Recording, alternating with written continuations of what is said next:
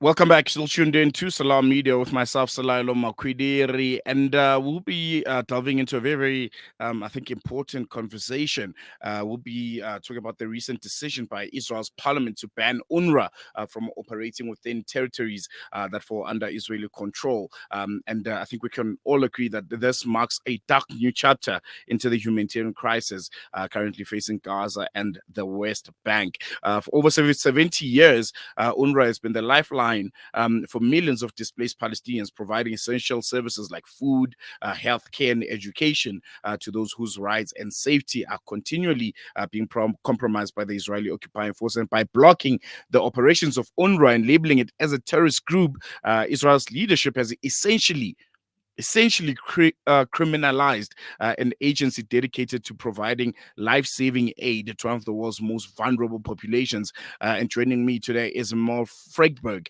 She's an international journalist and correspondent who has covered these critical issues extensively, including as a reporter for the UN's own news agency, IRIN.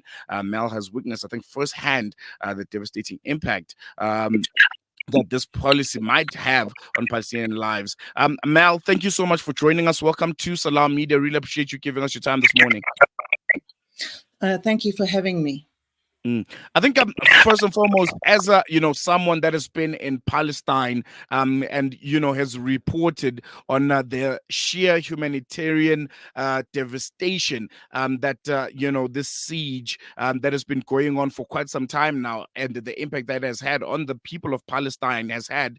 What impact do you think this ban on UNRWA will have life look like for the millions of Palestinians who depend on its services in Gaza and the West Bank? It's basically going to take the humanitarian crisis situation there to the absolute depths of despair. There are 300,000, over 300,000 Palestinian children who are dependent on UNRWA for education.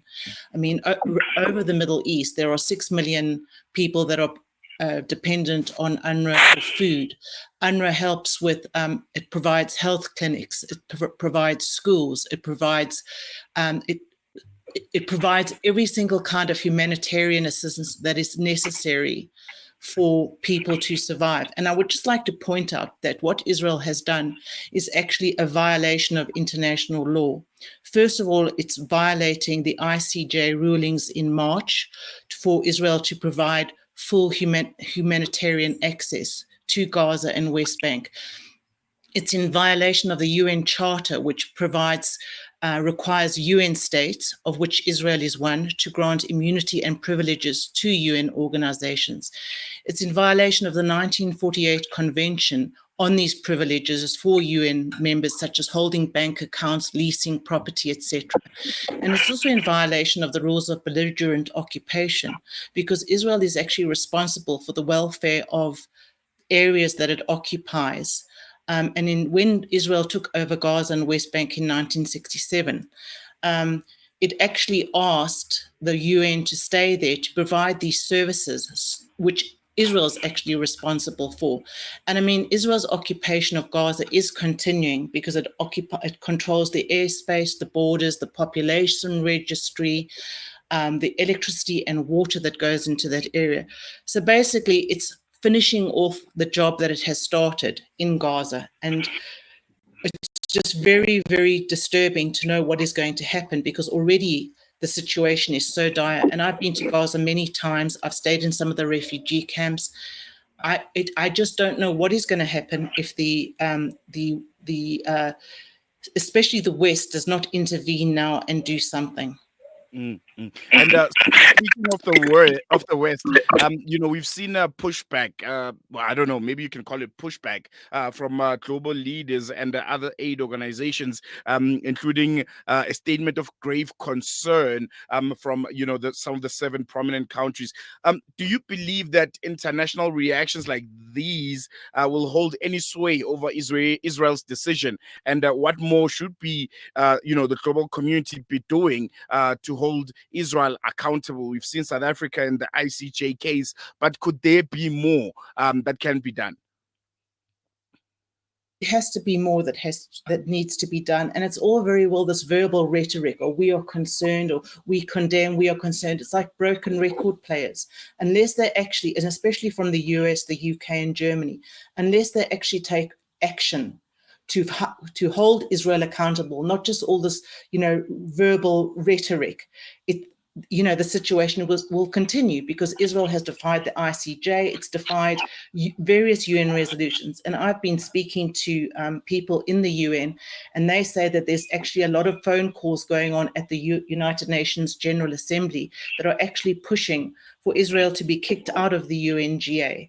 And I believe the situation is so serious now that even the US will have to move beyond its verbal rhetoric and its hand-wringing and its clutching pearls to actually take action. We'll actually have to see that takes place. But I do think there is a movement within certain European countries such as Spain, Ireland, etc., that are taking the matter seriously. And Norway too plans to take a new case to the ICJ of how many UN conventions Israel has defied. So up to now, there's been practically very little holding Israel to account and pressure on Israel. But I believe if something doesn't happen now, I mean, already the UN and the international humanitarian law have lost all credibility. So it remains to be seen, but I believe there is some action happening behind the headlines and in UN headquarters in New York from sources that I have on the ground. Mm-hmm. And one thing that's really, been quite concerning and surprising for me is the deliberate targeting of UN agencies by the Israeli government. I think, one of the reasons that they are citing for this banning of UNRWA is accusing the organization of being linked to Hamas. From your experience covering the region, how credible are these accusations, and what do they reveal about Israel's stance towards UN agencies operating in Palestinian territories? Before I speak about my experience, according to the internal investigation by the UN, they said that Israel said 19 members of, there are 13,000 UN staff members in Gaza. Israel said 19 of them were involved in the October 7 attack on Israel. The UN investigation has found that only 9 of those out of 13,000 may have been involved.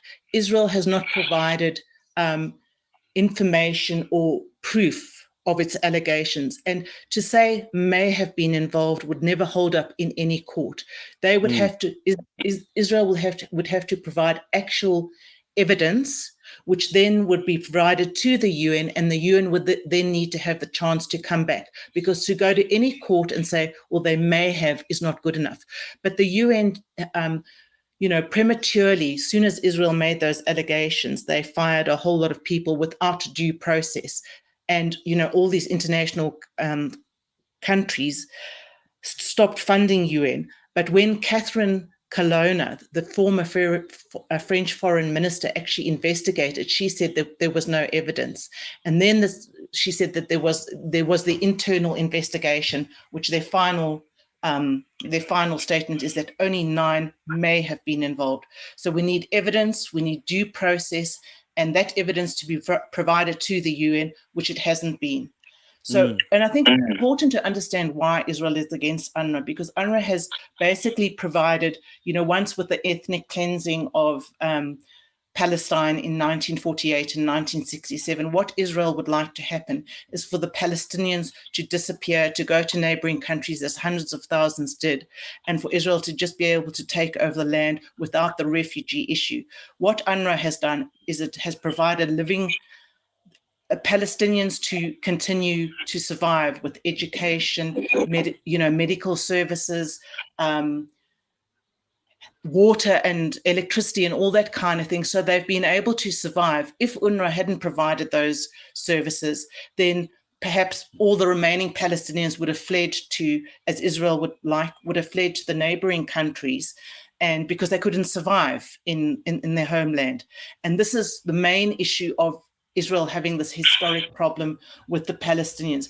And the UNRWA never said that the Palestinians should stay there, but they said they have in their own homeland, but they have the right to stay there. If they choose to go to other countries, that's their choice as well. But you can. So now Israel's trying to, just completely paralyze Palestinian survival.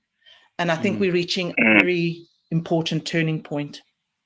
I think just lastly, just looking at how,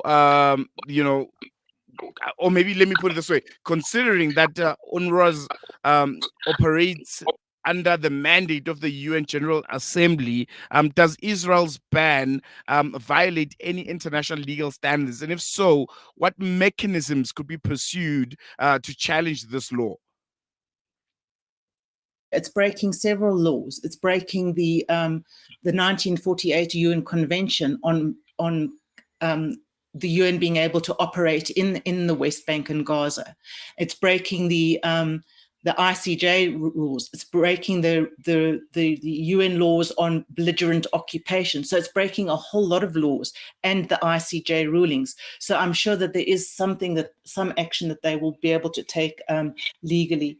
And I also wanted to mention that when I was there, the UN headquarters in East Jerusalem, there were Israeli settlers setting fire to the premises there. They were throwing stones.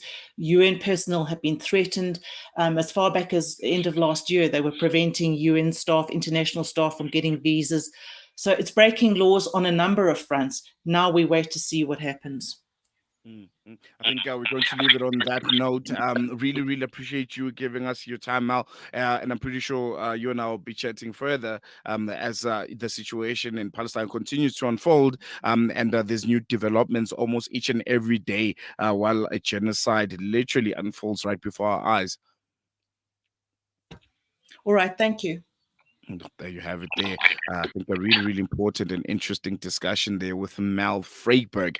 She's an international journalist and a correspondent who has covered Palestine quite extensively and spent some time in Ramallah and some of these parts that, we're talking about. And that will be essentially very, very effective by UNRWA's ban by the Israeli Knesset, that vote coming on earlier this week. So really, really interesting times ahead. But what we can tell you for sure is the lives of the people of Palestinians will continue getting worse and worse as this Israeli genocidal machine just continues to find different avenues to isolate and to mass murder and further victimize the people of Palestine. And we won't stop talking about it. And it's your responsibility also as a South African or as anyone from anywhere in the world who cares about human rights, justice, and everyone in anyone's lives to be one that is, filled with,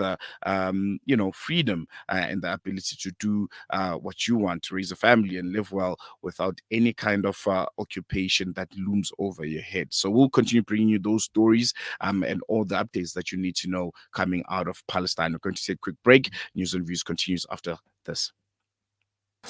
We are here in the middle of a Zahra neighborhood.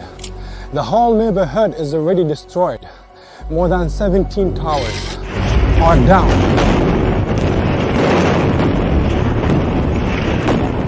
Here, as you can see, the firefighters trying their best to help. The people are still under the rubble.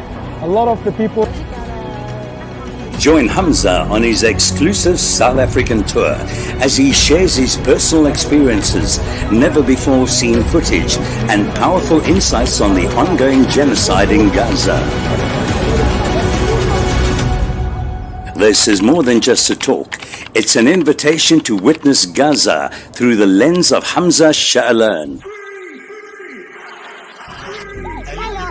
Don't miss this opportunity to meet the photojournalist who brought Gaza's pain and perseverance to the world in its darkest moments.